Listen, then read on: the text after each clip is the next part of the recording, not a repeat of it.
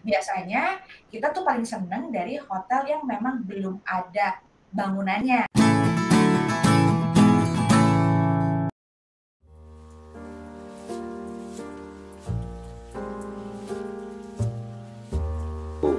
Mungkin boleh diceritain tuh Archipelago dulunya nih gimana sih ceritanya bisa ada di sini ya kan? Oke. Sebagai hotel operator gitu, dia masuk ke market di Indonesia nih awalnya gimana? Dia, apakah dia termasuk yang pertama atau dia harus bersaing dengan operator yang udah lebih senior gitu misalkan nih kan? Oke, kalau untuk Archipelago International sendiri, awalnya dulu namanya Aston International, Pak. Pertama kali Aston International itu masuknya tahun 97 ke Indonesia. Itu dibawa oleh Pak Charles Brookfield. Pak Charles sendiri aslinya adalah dari Hawaii, USA. Waktu itu Pak Charles ini sebelum ke Indonesia sebetulnya mereka ada kerjasama di Filipina dulu. Nah, tapi dalam bentuk joint venture atau joint operation dengan salah satu PT di Filipina. Nah, setelah itu beliau tuh suka banget sama Bali, Pak. Lalu beliau kerja ke Indonesia tahun 97 itu pada saat Krismon. Nah, pada saat itu operator yang dari luar itu hanya ada gitu, ada kan masuk ke Indonesia, lalu Pak Charlie itu melihat adalah pasarnya sangat luas di Indonesia ini, terutama kan memang kan kalau orang bule tahunya Bali ya Pak ya, orang Hawaii apa segala macam tahunya Bali. Akhirnya beliau masuk ke Indonesia, waktu itu masih PMA karena beliau masih WNA gitu. Akhirnya setelah tahun kalau nggak salah saya 2000-an beliau itu masuk ke warga negara Indonesia WNI lalu di buyback semuanya jadi Aston International kan gitu. Nah pada tahun 2008-2009 itu mulailah dibuat Viv gitu kan. Sebelumnya juga ada Quest Hotel, lalu Viv, Neo, terus juga Camuela juga sudah ada kayak gitu. Ada beberapa brand lain yang dibuat di Indonesia. Nah yang membuatnya itu adalah salah satunya adalah Pak John Flat gitu. Nah dari situ beliau yang bikin bisnis plan, bikin konsep brand-brand hotelnya, lalu bikin bisnis plan untuk brandingnya juga, gitu, branding developmentnya. Nah pada tahun 2012 berubahlah dari PT Aston International menjadi PT Archipelago International yang mana dimiliki oleh Pak John Flat dan juga Pak Charlie. Jadi 50-50 nih. Kenapa? Karena sebetulnya Aston itu kan brand, Pak. Aston itu brand, jika kita pakai di PT, takutnya nanti ada klaim dari sana. Padahal kita udah putus kontrak ya, maksudnya udah kita beli nih brandingnya dari US itu udah selesai kayak gitu kan, udah beli putus lah kasarnya gitu. Hanya saja karena di pemilik brand Aston yang di sana tuh menjual brand itu kepada salah satu financial company di Amerika. Takutnya jika kalau kita pakai nama PT-nya Aston International, takutnya klaim juga, gitu kan. Ya, kita Pak John sendiri kan berpikir adalah ini brand-brandnya yang lain-lain tuh lokal gitu. Jadi kalau sekarang ada 10 brand, 9 itu lokal Indonesia. Oke. Akhirnya jadilah PT Archipelago International Indonesia yang menaungi 10 brand, salah satunya adalah Aston. Makanya kalau orang mungkin nggak tahu Archipelago, kita sebutnya Aston Group ya Pak ya. Kayak gitu itu awalnya. Nah sekarang kedua saya ini sudah warga negara Indonesia gitu. Pak Charlie sudah warga negara Indonesia dari tahun 2000-an, lalu Pak John juga setelah Pak John tuh udah hampir 20 tahun lah di Indonesia, waktu itu juga mau menikah dan segala macam, dan jadi pemilik perusahaan juga sudah warga negara Indonesia, dan dua-duanya juga sudah mualaf seperti kali Pak John juga di Jakarta kayak gitu. Nah, sekarang Pak Charlie sebagai founder atau komisaris, Pak Johnnya sebagai eksekutif, sebagai presiden dan CEO internasional. Itulah Pak kurang lebihnya untuk yang PT ini ada gitu loh. Kadang-kadang kita nggak tahu ininya ya Pak ya, awalnya kan tahunya Aston aja. Nama Aston pertama lebih familiar ya. Betul, nggak tahu. Nah, padahal Aston yang realnya itu Pak, yang aslinya itu cuma satu di Hawaii. Itu pun dia manage sendiri gitu loh. Dia punya sendiri, manage sendiri, dan kondotel. Aston itu sebuah AST, kepanjangan dari Andrew Stephen Tertibu, tambahin on, Aston. Nah itu tuh orang tuanya Andrew itulah pemilik utama Aston yang di Hawaii. Pak Charlie dulu bekerja sebagai CFO. Charlie ngelihat pasarnya, peluangnya nih di Asia, kira-kira kayak bisa masuk nih ngelawan operator lain yang juga, kondotel. Nah, sebetulnya Pak Charlie itu masuk karena untuk bisnis kondotel Pak di Indonesia itu awalnya. Tetapi kan Indonesia ini kan belum ada bisnis kondotel dulu. Maksudnya adalah manage properti yang kondotel gitu ya, sifatnya kondotel. Nah, Accor kan nggak ada Pak. Accor dari dulu tuh tidak ada. Gitu. Mungkin kalau sekarang ada, baru-baru sekarang ini kali ya, baru beberapa tahun terakhir ini. Tapi sebetulnya dia nggak ada. Gitu. Nah, kita lah pionir operator manajemen yang memanage kondotel di Indonesia, kayak gitu. Ada Bakri atau segala macam klien-klien kami itu dia sistemnya adalah kondotel. Yang di Rasuna ya? Rasuna pertama kali ada Rasuna, ada Semanggi Pak, kayak gitu. Itu sistemnya kondotel. Semanggi ya sekarang ada Ancol juga ya? Ancol juga, iya. Gitu. Sekarang kita kondotel kita hampir berapa ya? 30 lebih lah banyak juga ya, banyak Pak kayak gitu. Dan ini kita sebagai, makanya kenapa orang-orang tuh kenapa sekarang mungkin baru hit setiap kondotel mungkin 5 tahun terakhir itu sebetulnya kita udah dari tahun 97 tuh udah menjual sistem itu gitu loh. Emang udah orang yang pertama kali Bakri sih Pak gitu loh, Bakri sama Aston Semanggi, Smith gitu kan sekarang jadi area kita. Nah sekarang pun Bakri masih kondotel sama kita seperti si dan juga Bogor kan ya, yang terkenal malah Bogor sekarang. Kalau untuk Archipelago Internasional sendiri. Untuk branding dan marketing pada hotel ini kaitannya dengan menggunakan hotel operator gimana ya? Kadang-kadang kan orang bingung nih mau kasih nama apa sih hotel. Kalau pakai hotel operator kan tinggal pilih operatornya yang mana, brandingnya langsung ngikut ya kan, sampai ke corporate color-nya juga ikut-ikut. Nah itu gimana? Kalau saya gini Pak, kebetulan kan aku selalu jelasin ke owner tuh, aku tuh bukan orang hotel gitu kan. Saya tuh kan awalnya bukan non hotelier ya gitu loh. Saya tuh kan orang manajemen gitu loh. Saya orang bisnis gitu. Nah pada saat saya pelajari mengenai perhotelan ini, branding ini, terus operator hotel, ternyata branding itu sangat-sangat dibutuhkan gitu kan. Kenapa? Karena konsumen atau tamu-tamu itu biasanya pada minta istilahnya ada hotel apa yang jelas gitu loh. Nah, notabene jelas gitu loh. Jelas tuh berarti kan dari branding nih. Kira-kira apa? Brandingnya apa? Lokasinya di mana? Karena memang mempengaruhi sih Pak. Kalau ternyata di satu kota itu tidak ada branding, sebetulnya pasti kita akan cari hotel lokal mana yang paling baik untuk hasil reviewnya. Untungnya sekarang ada namanya online, kita bisa cek ya Pak. Nah kalau dulu manual, which is kalau manual kita wallahu alam tuh Pak gitu kan. Paling mouth to mouth aja ya. Iya mouth to mouth. Ada satu orang dapatnya kamarnya bagus, ada satu orang kamarnya kecoaan. Nah kan bonus kita nggak tahu ya Pak. Nah, jadi subjektif juga.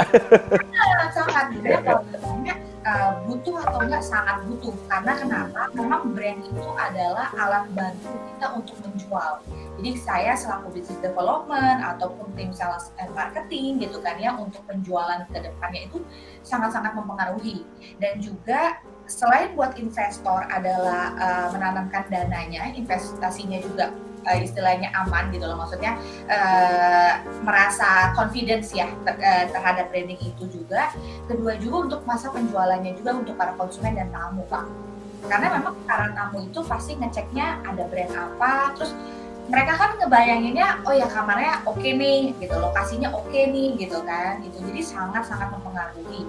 Nah kalau untuk yang owner sendiri itu menjadi salah satu jaminan juga bahwasanya legalitasnya jelas, konsepnya jelas kayak gitu kan Pak. Jadi itu ada pakemnya. Kayak gitu. Ada standarisasi yang bisa dipertanggungjawabkan ya. Betul, ada pakem-pakemnya sehingga kalau ditanya bikin hotel tuh gimana sih? Nah ini menunya udah ada. Kayak gitu loh, kita udah buatkan menunya, udah bikinkan standarnya, acuannya, udah ikutin aja yang ini gitu. Sehingga lebih enak juga buat kita jualannya juga Pak. Karena kita mau jualan tapi menunya nih apa? Konsepnya tuh apa? Seperti apa dan gimana? kayak gitu sih.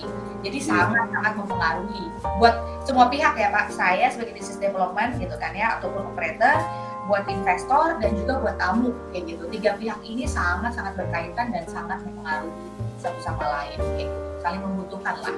Iya, kalau buat customer atau end user kan misalnya kita mau ke suatu kota juga kita nggak tahu di sana saya mau nginep apa di mana ya, karena saya baru pertama kali ke sana ya. Saya sekarang cari di Google ya nama-nama hotel yang saya familiar gitu. Misalnya saya mau ke suatu kota ya nama hotel apa di kota tersebut, nanti kan muncul hasilnya dan ketika saya sudah familiar dengan suatu brand tertentu, oh ya saya udah tahu oh kalau di kota saya standarnya begitu, berarti saya langsung punya mindset bahwa oh di kota tersebut juga standarnya juga sama gitu. Dan memang itu ada secara guidelines kan memang sama gitu kan, baik secara ya fasilitas, desain maupun operational ya.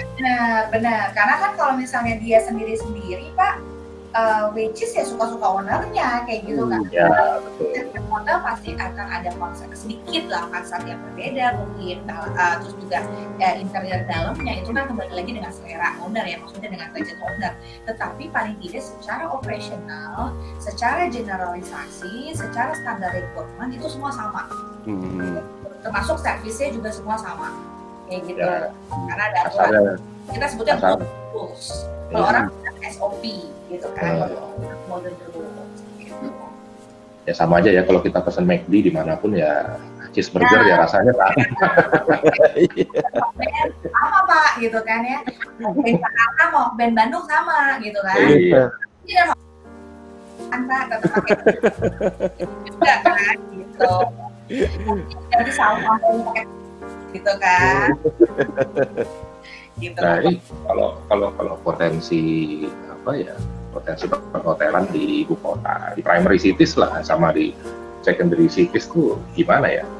Kan pasti beda ya animonya ya kan?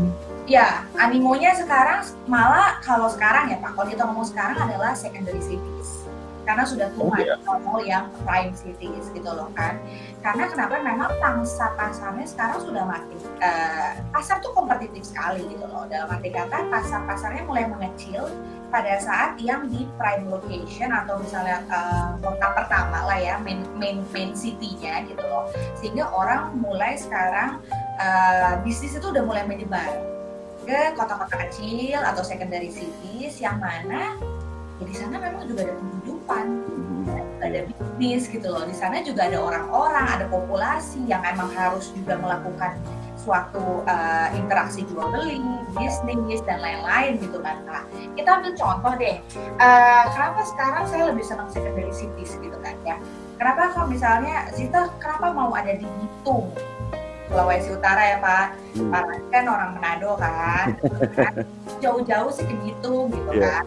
Atau Zita kok Papuanya tuh ada di misalnya Timika kah atau Sorong kah gitu kan, atau kota kecil lainnya, kenapa sih mau masuk Blitar, kenapa sih mau masuk Madiun gitu kan, di sana ada apa gitu kan, di sana ada kehidupan, di sana ada tamu, di sana juga ada government yang mana tamu-tamunya butuh untuk diinapkan, di sana ada bisnis yang mana orang mungkin kesana tuh survei atau cari peluang bisnis lain yang ternyata mungkin jaraknya dengan misalnya dengan infrastruktur dengan mau menuju ke bandara jauh ataupun mau pulang juga capek gitu kan Pak kalau lihat dari jalan darat, mau juga posisi nanggung namanya itu. Betul, pelabuhan juga entah di mana pelabuhannya, harus jalan darat dulu gitu kan ya.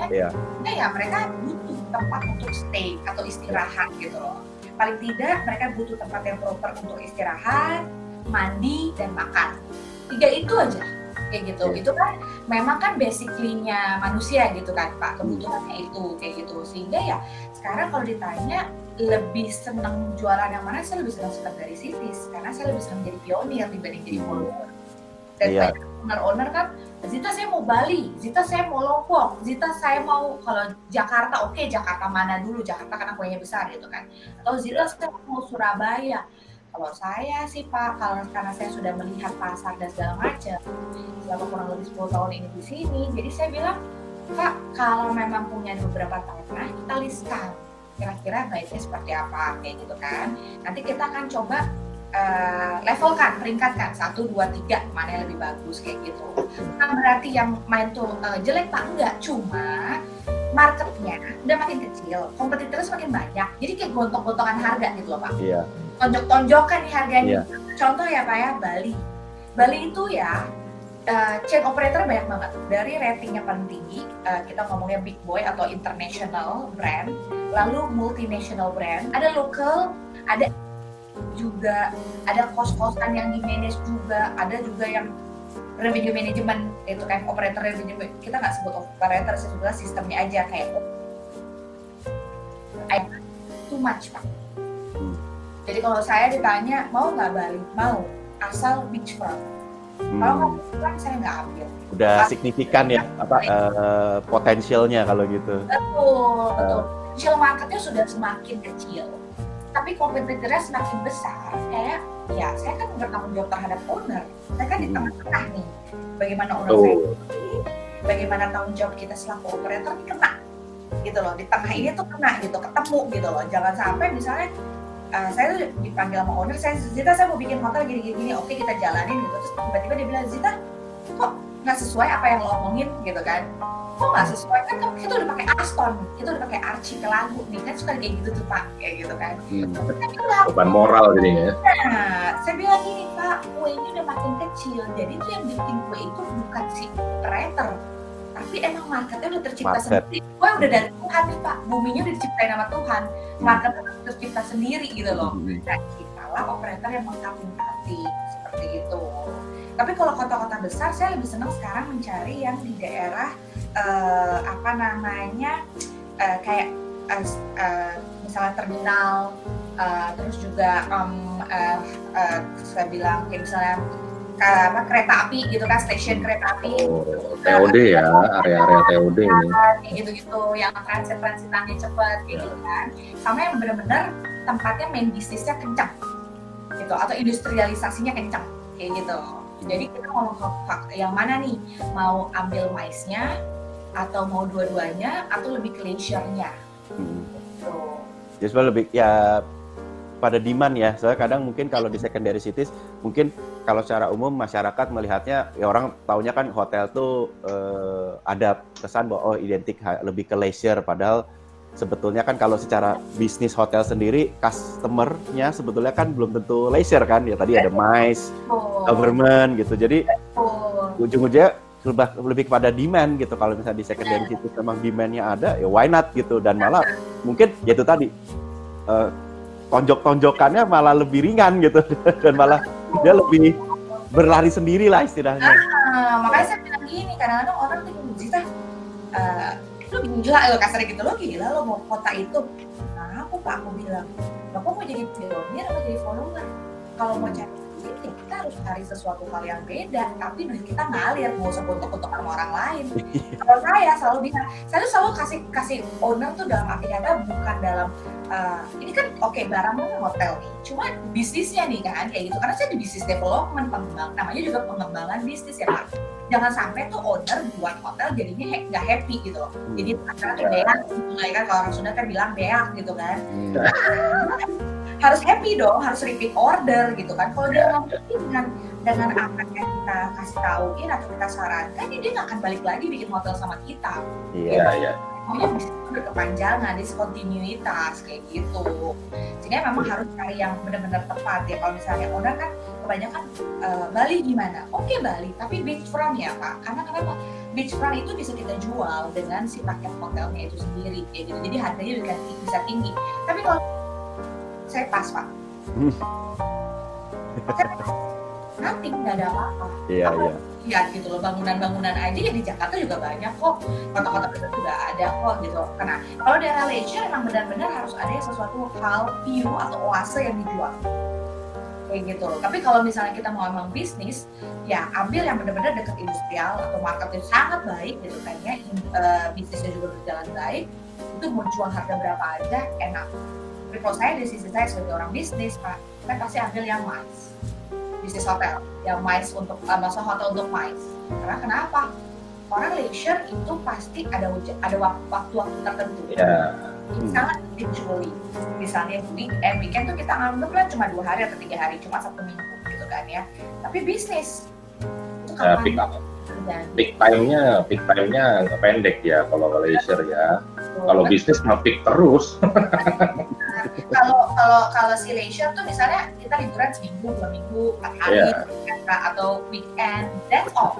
Tapi bisnis itu anytime. Wah, itu orang kadang-kadang bisnis. Kan itu ya Pak Rani ya? All the time. Kadang-kadang dipanggil owner pas weekend kayak gitu. Padahal bukan leisure kayak gitu.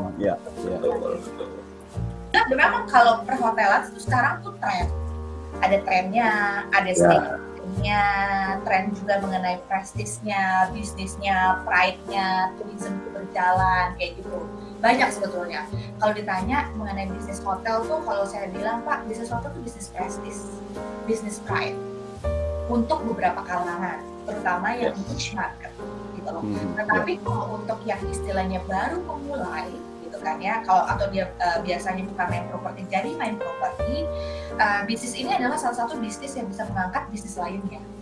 Karena pride tadi ada prestis tadi bahwasanya yaudah ke hotel gue aja, kita meeting di hotel gue, siapa yang pride-nya nggak keangkat kayak gitu kan, daripada ya udah kita meeting misalnya di mall gitu kan, atau kita meeting di kantor gue gitu, normal Pak.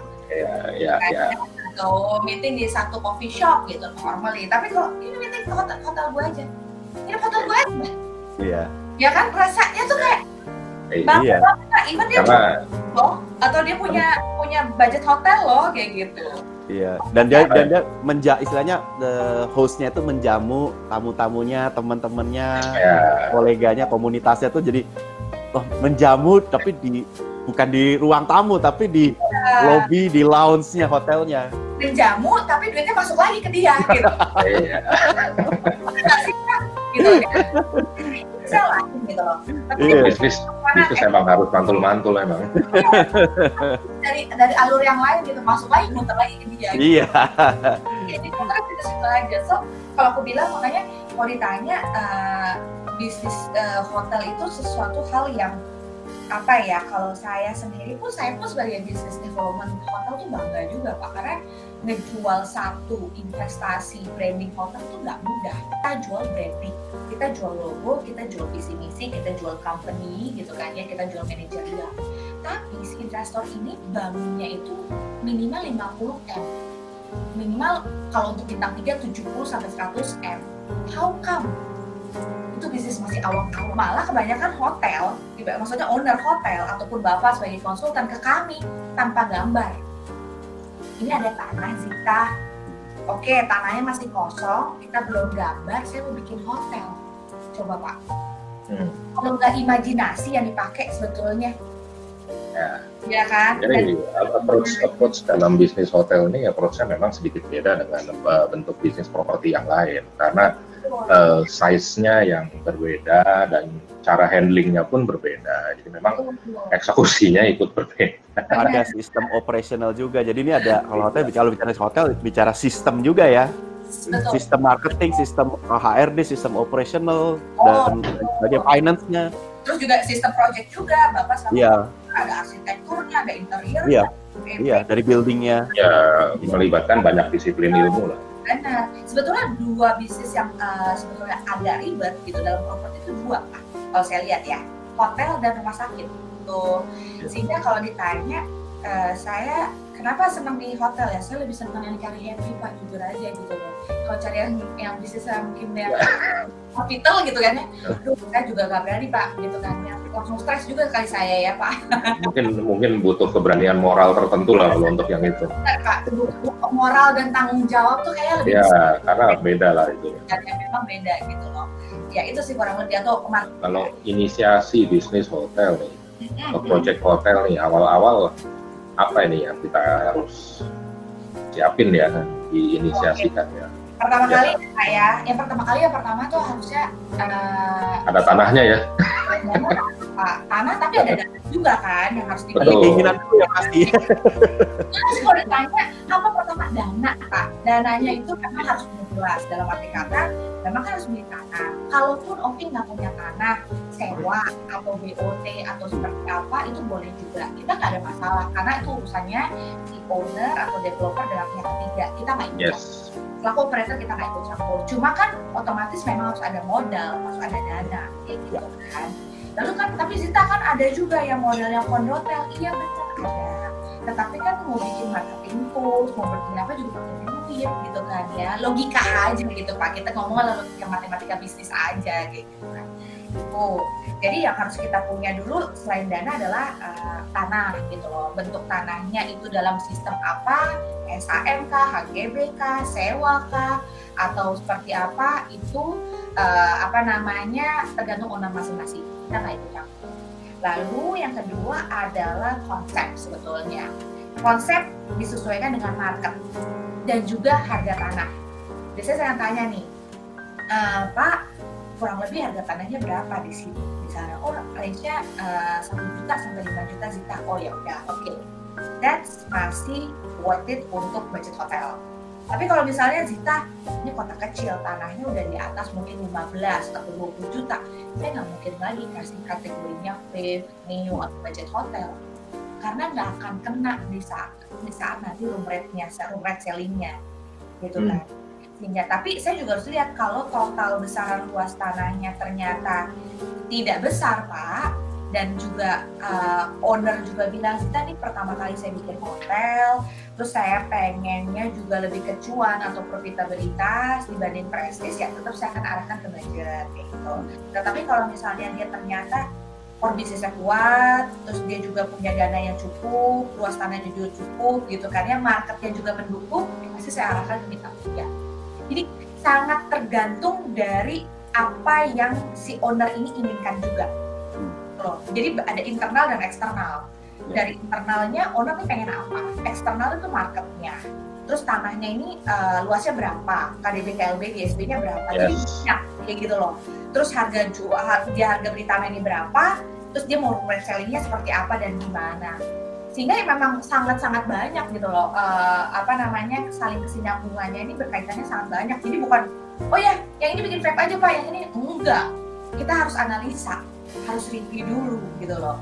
Makanya kenapa di awal nih Pak, setiap saya mau ketemu owner, mereka telepon saya atau telepon asisten saya Nadia, atau misalnya dia email ke kami gitu kan ya, apa sih pertama kali yang kita minta? Satu adalah location dan Google Maps, kedua adalah luas tanah total, ketiga adalah site plan tanah termasuk KDB, KLB, dan GSB. Iya, betul. Saya akan pelajari dulu secara general dulu, kasaran dulu lah. Nah pada saat saya nanti ketemu owner di pertama kali, yang saya akan bicarakan adalah konseptual, design brief, terus juga mengenai market gitu kan, analisa market kita gitu, sama terms and condition-nya si operator gitu. Jadi kita akan ngobrol nih Pak, kan kalau pertama kenapa kok nggak bawa proposal dulu, kita lihat dulu ownernya cocok nggak nih dengan pikiran kita nih gitu loh. Maksudnya pada saat kita ngobrol, oh Bapak maunya ini, karena dua konsep hotel itu 2P Pak, prestige sama profitable. Jadi saya akan tanya owner, ada kan, karena gini, ada owner yang kurang pengetahuan mengenai, saya mau bikin bintang 4, padahal dia nggak tahu semakin tinggi bintang, semakin besar expense, semakin kecil profit, semakin lama baliknya. Atau ternyata marketnya nggak kena bintang 4. Gitu loh, dia tetap ibarat kata, ya kalau misalnya ownernya kekeh, udah itu kan uangnya mereka ya Pak ya, uangnya owner, saya oke aja. Tapi kita kan bilang, Pak, kita nggak bisa maksain market. So, pasti akan ada klausul yang bahwasannya, kalau Bapak mau bikin bintang 4, jangan bertanya nanti misalnya, kok revenue-nya jelek, kok estimasinya nggak sesuai, misalnya kayak balik modalnya, ROI-nya lama dan segala macam. Kan kita udah kasih tahu, marketnya nggak kuat buat bintang 4. Gitu loh. Dan juga misalnya konsep hotel lebih kepada RAB tadi Pak, construction cost gitu kan. 3 pertanyaan utama yang ditanyakan oleh owner. Pertama adalah Zita cocoknya apa? Gitu loh, cocoknya bintang berapa, terus konsepnya gimana, fasilitasnya apa, dan bagaimana yang worth it untuk bikin hotel di satu lokasi. Ya. Kedua, budgetnya berapa? gue mau bikin hotel nih, modal nih, gue udah punya tanah ya, dari tanah kosong ini sampai terjadi ini berapa sih modalnya, kayak gitu kan. Itu kita sebutnya adalah construction cost, gitu kan. Construction cost itu sudah semuanya isinya, kasarnya dari yang pembangunan gitu, dari proyek, terus juga MEP, sampai struktur jadi dan vendor semua jadi, gitu. Di luar harga konsultan, di luar biaya perizinan, di luar biaya operator, kayak gitu. Dan juga biasanya di luar pre-opening atau fasilitator lain ya Pak ya, gitu kan ya. Nah itu di luar itu. Nah yang ketiga adalah balik modal gue kapan nih? Gitu. Pertanyaannya itu yang penting. Itu kapan kira-kira? Estimasinya gimana? Gitu. Kasaran berapa sih? Gitu. Nah, biasanya saya kan bilang, Bapak, saya sih kasarannya range untuk kota ini sekian sampai sekian. Ini kasaran saya, Pak ya. Dan bukan garansi.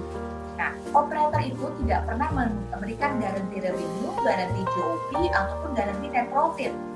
Jika salah satu operator menggaransi, udah pasti, Pak, bisnisnya kacau. Karena kan kita ngomong kayak gini, kita ambil contoh adalah kayak model USD gitu ya, dolar gitu, nilai tukar dolar. Siapa yang bisa menjamin, Pak? Itu cuma dolar itu semua yang tahu, mungkin market itu ya, cuma Tuhan yang tahu, Pak. Ya, kita mengelola sesuatu yang floating. Operator yang, saya akan menggaranti GOP 70% gitu, atau menggaranti revenue, apa namanya, kita ngomong okupansi deh, banyak kan okupansi kan, 80%, ya tiba-tiba pandemik gitu. 2 bulan dia udah bisa di-cut, ownernya bingung ya kan, emang di-cut, operatornya bisa di-cut, operator kan udah dapet joining di awal, ya kan. Nah, tapi ownernya kasihan, mau gue jual kemana nih kamar-kamar hotel gue nih, fasilitas-fasilitas ini, gitu loh. Ya, dan yang ketiga adalah biasanya operatornya akan pilot, karena banyak janji, Pak. Dan udah nggak dipercaya lagi, gitu loh. Karena bisnis dan market ini sangat-sangat, perubahannya cepat gitu, sangat dinamis. Gitu loh, saya paling nggak bisa berbicara, oke, berarti acuannya apa? Oke Pak, setiap hotel tuh punya acuan adalah, dikatakan goal adalah minimum 60% dari GOP yang dianggarkan. Atau kita buatkan budgetnya, nah minimal pada saat itu terjadi, atau saat kenyataannya terjadi adalah 60% GOP tercapai dari actual budget yang dianggarkan dan yang disepakati oleh kedua belah pihak sebelum hotel tersebut running. Atau pada saat budget meeting gitu kan, mungkin ada revision budget meeting atau segala macam, itu harus disepakati gitu.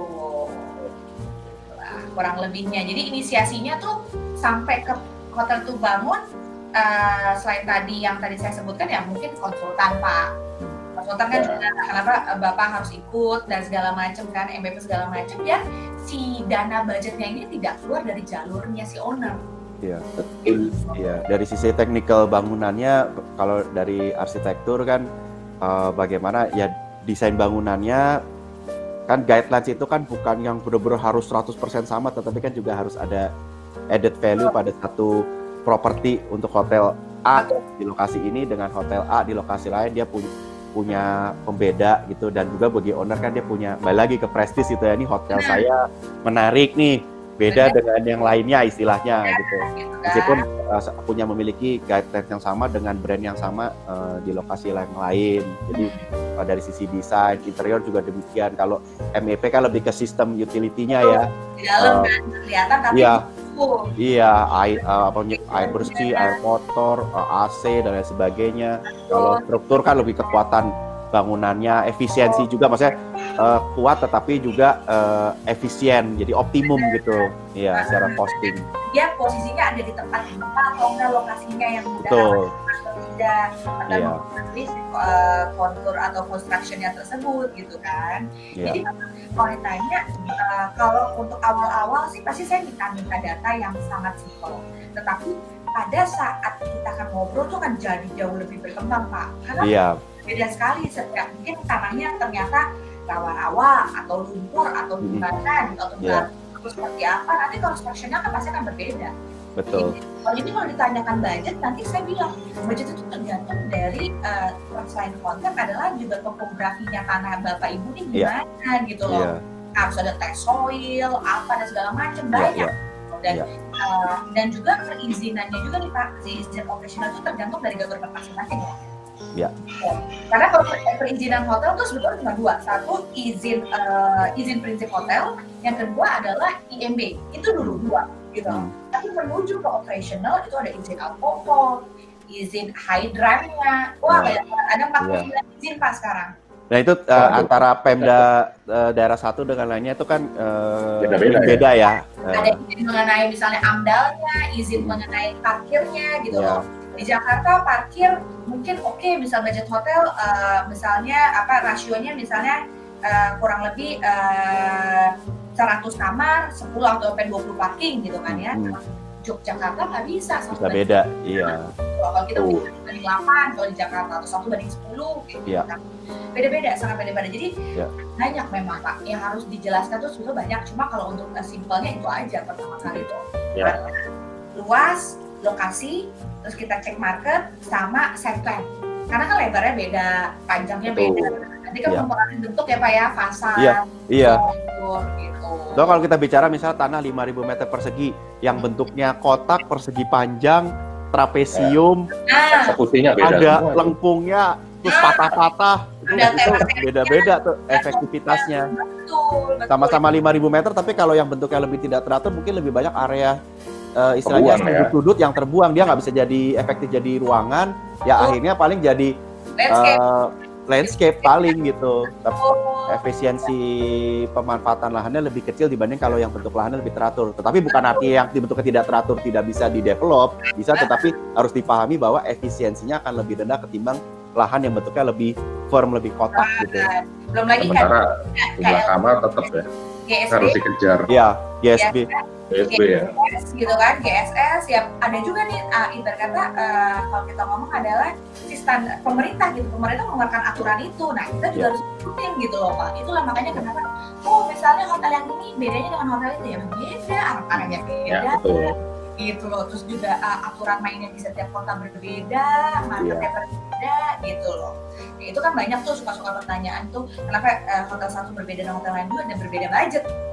Yes. Berbeda budget gitu loh, itu sih Pak.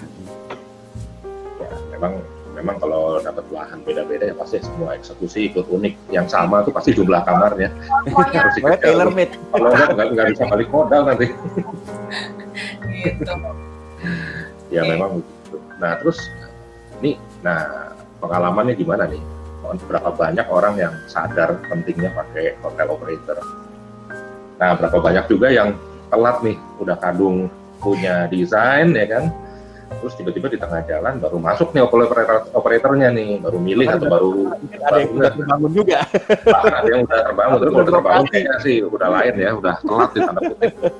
Kalau di tengah-tengah udah itu dia telat masuk, akhirnya desainnya nggak mencukupi misalnya kan gitu. Oh betul. Sebetulnya kalau yang udah maksudnya orang udah aware, orang lebih paham sekarang, lebih senang hotel operator malah lebih banyak sekarang. Lebih mudah lah jualannya.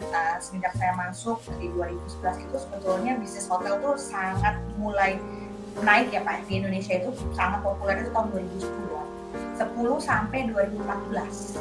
That's the booming the hotel operator atau manajemen hotel gitu kan ya. Itu sangat-sangat naiknya signifikan dari situ. Kalau sekarang sih sebetulnya lanjutan yang dari dulu, yang dari misalnya 6 tahun lalu atau 5 tahun lalu kayak gitu ya. Kita udah sama-sama rintis gitu kan ya. Sebelum 2010 orang tuh masih lokal, masih awam, masih yang istilahnya gue juga bisa. Dia nggak tahu ya Pak. Kita ini makin lama makin menua. Kita ini makin lama istilahnya makin capek.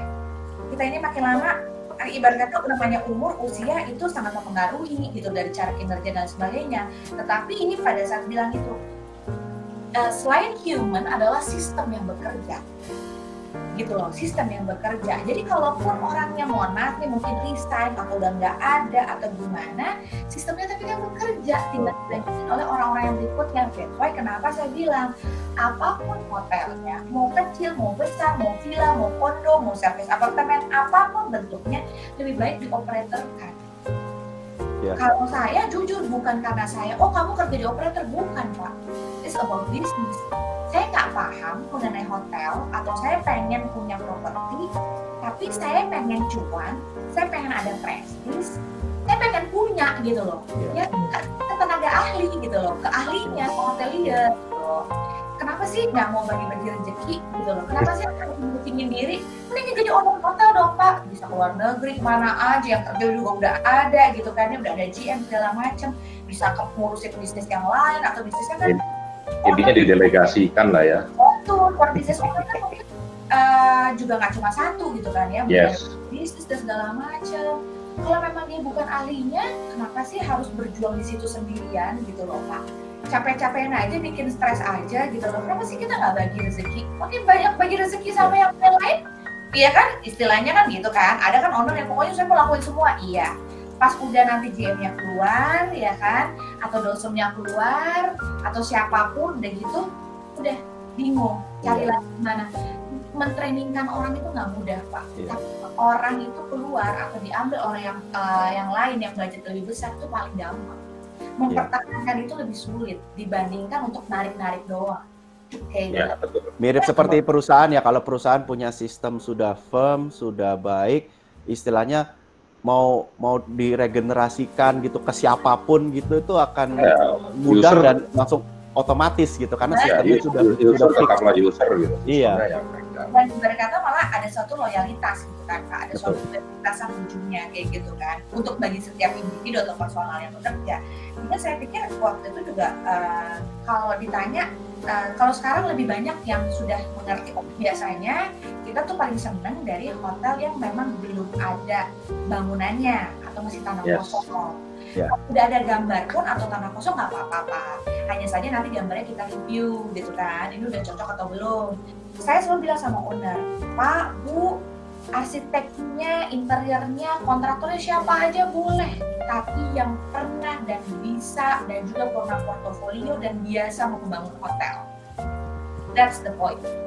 Kayak gitu, karena kenapa? Ada 100 kamar, ada 100 lebih kamar mandi, ada pipa-pipa, ada penyambungan kabel di mana-mana, ada security system, ada safety regulation dan lain sebagainya. Itu menjadi ribet.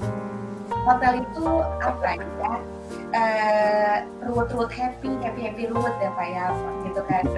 Yang ruwet-ruwet itu biasanya enak emang sih. Iya, ruwet, tapi kalau udah opening happy banget kan Pak. Iya. Gitu kan, kalau udah jadi kan kayak Pak Rani kalau udah bikin gitu gambar, dulu gambar gitu kan masih imajinasi, terus ada bentuknya kan apa nggak happy gitu loh.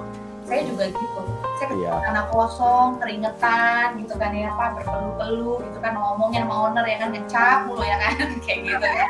Ya, terus bingung, pembangunan jadi Pak, opening gimana saya nggak happy banget, kayak bayi baru lahir gitu kan. Wow, ini yang saya dulu mati-matian dilingkan, yang saya dulu kerjakan dari awal, dari nggak ada apa-apa gitu kan, masih berdebu gitu kan, jadinya cakep banget kayak gini gitu kan ya. Punya pride juga, Bapak sebagai konsultan punya pride, kami operator juga punya pride, saya jual punya pride, owner juga punya pride kayak gitu. Ya itu sih Pak kurang lebihnya. Kalau yang banyak nyesel sekarang banyak juga yang dipikir sendiri, nggak pakai aturan main. Pokoknya kayak model, ya udah gue bikin hotel tuh kayak model kos-kosan. Ya nggak apa-apa kayak gitu, tapi misalnya itu Pak, harusnya begini Zita, kok kurang ini ya, kurang itu, wah banyak banget nah, gitu. Pada saat nanti dia mau masuk hotel operator, dia bingung, standarnya beda banget ya, saya harus ubah ya, gitu kan, atau budgetnya berapa? Nah, saya akan bilang, Pak, Bu, rebranding ini nggak mudah loh, ada yang skalanya kecil, menengah, dan besar, kayak gitu. Jadi kalau misalnya kalau ownernya kuat, dana, ayo. Tapi kalau nggak kuat, saya jujur Pak atau Bu, saya nggak mau, nggak tega, saya mendingan nggak usah gitu loh, gitu. Jadi saya juga nggak akan nyusahin Bapak Ibu gitu loh. Saya nggak mau jadinya nggak happy atau jadi ruwet gitu buat orang lain juga, saya nggak mau kayak gitu. Jadi tergantung juga nih ownernya gimana. Kalau kita saya oke, ikutin pakem kamu gini segala macam, saya ada dananya dan ada partner saya juga, silakan. Gitu. Ya karena emang iklim mengelola perhotelan zaman dulu dengan zaman sekarang udah beda. Zaman dulu kan mungkin perhotelan itu bisnis keluarga ya, semuanya semua kerabat itu jadi pengurus itu istilahnya ya. Wah, betul. Tapi itu memang ya itu kan memang pola bisnis zaman dulu ya. Jadi yang mindset zaman dulu itu semua bisa dilakukan sendiri. Betul. Kayak gitu. Tapi kalau mindset zaman sekarang, owner-owner sekarang, oh digital itu juga penting gitu gitu loh. Maksudnya online itu juga penting. Dulu kan kita masih pakai manual ya Pak ya. Oke, kita terima kamarnya kan sangat manual sekali gitu loh ya. Website juga jarang gitu kan. Terus juga OTA juga cuma 1-2 gitu. Kalau sekarang orang udah melek teknologi, ya itu. Ya, memang udah beda jadi. Udah beda. Karena emang beberapa korporat zaman sekarang pun juga ya udah menyerahkan banyak jabatan-jabatan pentingnya tuh ke profesional, jadi nggak melulu bisnis keluarga, di keluarga semua yang jadi pejabatnya ya kan. Nanti kalau ada clash ya berantem lah di antar keluarga, malah jadi nggak bener ya kan. Mendingan pakai profesional, jadinya jelas gitu, hubungan kerjanya pun jelas dan servisnya pun terstandarisasi dengan baik.